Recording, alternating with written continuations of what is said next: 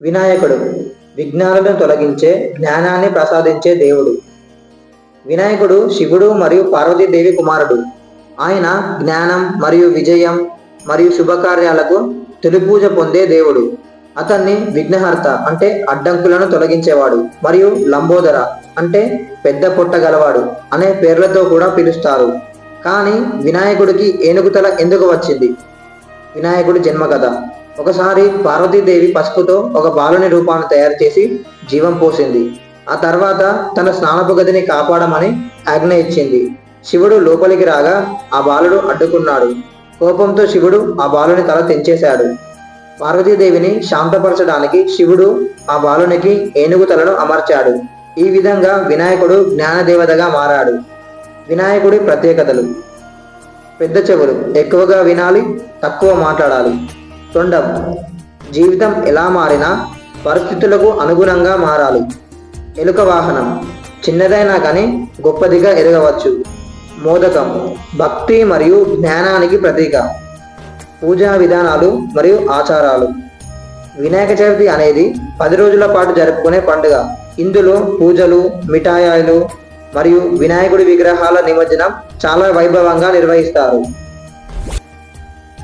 దూర్వా గడ్డిని వినాయకుడికి సమర్పిస్తారు. ఇది పవిత్రతకు, భక్తికి ప్రతీకగా భావిస్తారు మరియు ఇది ఆయనకు ఎంతో ప్రీతికరమని నమ్ముతారు.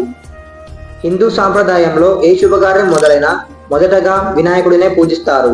ఎందుకంటే ఆయన విఘ్నాలను తొలగించి కొత్త ప్రారంభాలకు ఆశీర్వాదం ఇస్తారని నమ్మకం. సంకటహర చతుర్థి అనేది ప్రతి పౌర్ణమి తర్వాత వచ్చే 4వ రోజున జరిగే ఉపవాస వ్రతం. ఈ రోజు వినాయకుని ఆరాధించి ఆయన అనుగ్రహాన్ని కోరతారు. ప్రసిద్ధ గణేశ ఆలయాలు: సిద్ధి వినాయక ఆలయం, ఇది ముంబైలో ఉంది. కోరికలు నెరవేర్చే దేవాలయంగా, ఐశ్వర్యాన్ని అందించే కేంద్రంగా నమ్మకం. గణపతి పులే, ఇది మహారాష్ట్రలో ఉంది. సముద్రాన్ని ఎదురుగా చూసే స్వయంభు గణేశుని విగ్రహంతో ప్రసిద్ధి చెందిన ఆలయం. కర్పగ వినాయక ఆలయం, ఇది తమిళనాడులో ఉంది. పురాతన రాతి గుహ దేవాలయాల్లో ఇది ఒకటి. ఇక్కడ వినాయకుడు కుడివైపు తిరిగిన తొండంతో పూజింపబడతాడు. కాణిపాకం వినాయక దేవాలయం, ఇది ఆంధ్రప్రదేశ్లో ఉంది. స్వయంభు వినాయకుడి విగ్రహం గల ఆలయం. ఈ విగ్రహం కాలక్రమేణా పెరుగుతుందని నమ్మకం. ఇక్కడ ప్రమాణం చేస్తే న్యాయం జరుగుతుందని నమ్మకం. వినాయకుడి మరియు కార్తికేయుని ఆసక్తికరమైన కథ. శివుడు మరియు పార్వతీదేవి ఇద్దరూ కలిసి వినాయకుడికి మరియు కార్తికేయునికి మధ్య ప్రపంచాన్ని చుట్టి వచ్చే పందాలు పెట్టారు. కార్తికేయుడు మయూరంపై పరిగెత్తగా వినాయకుడు తన తల్లిదండ్రులను 3 సార్లు చుట్టి మీరే నా ప్రపంచం అని అన్నాడు.